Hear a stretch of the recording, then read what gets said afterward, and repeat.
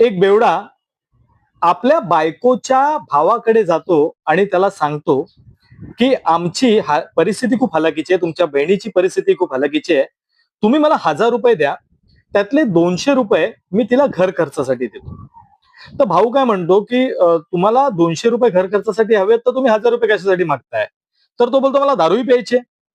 तर तो भाऊ त्याला सांगतो की मी तुम्हाला 200च्या ऐवजी 400 रुपये देतो घर खर्चासाठी, पण मी तुम्हाला दारू पिण्यासाठी पैसे देऊ शकत नाही. तर त्यावरती त्या दोघांचा वाद होतो आणि पैसे न घेता तो नवरा, तो बेवडा आपल्या घरी येतो आणि कांगावा करायला लागतो की तुझा भाऊ महिला विरोधी आहे, तुझा भाऊ बहीण विरोधी आहे, तुझा भाऊ भाऊ नाहीये, तुझा भाऊ नीच आहे, तुझा भाऊ कपटी आहे, तुझ्या भावाचं षडयंत्र आहे, हे त्या होतो, बडबड बडबड बडबड करायला लागतो, जोर जोरात आरडाओरडा करायला लागतो.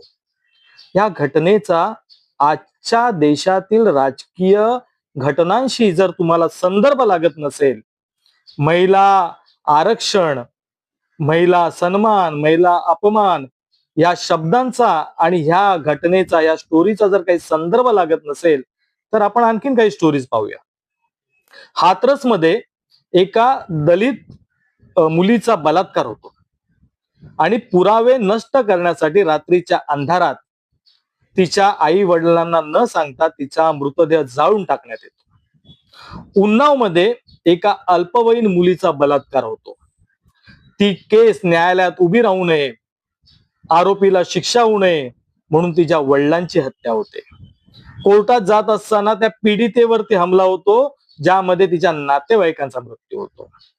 या देशाच्या राजधानीमध्ये ऑलिम्पिक मध्ये देशाचं प्रतिनिधित्व केलेल्या कुस्तीपट्टू, महिला कुस्तीपट्टू अनेक दिवस भारताच्या राजधानीच्या रस्त्यांवरती आंदोलन करतात आणि ते आंदोलन चिरडून टाकण्यासाठी त्यांना मारहाण होते, त्यांची बदनामी करण्याचा प्रयत्न करण्यात येतो.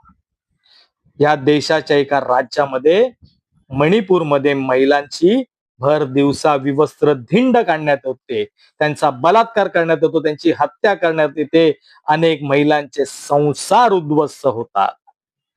या सर्व घटनांमध्ये एक सामायिक धागा आपल्याला सापडतो आणि तो म्हणजे भाजप.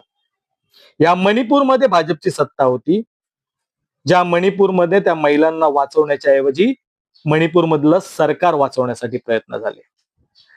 ज्या दिल्लीमध्ये महिला कुस्तीपटूंनी आंदोलन केलं, त्यांनी ज्यांच्या विरोधात आंदोलन केलं, तो ब्रुजभूषण शरण सिंग हा भाजपचा खासदार होता. ज्या उन्नाव मध्ये त्या पीडितेला तिचा परिवार संपून टाकण्याचा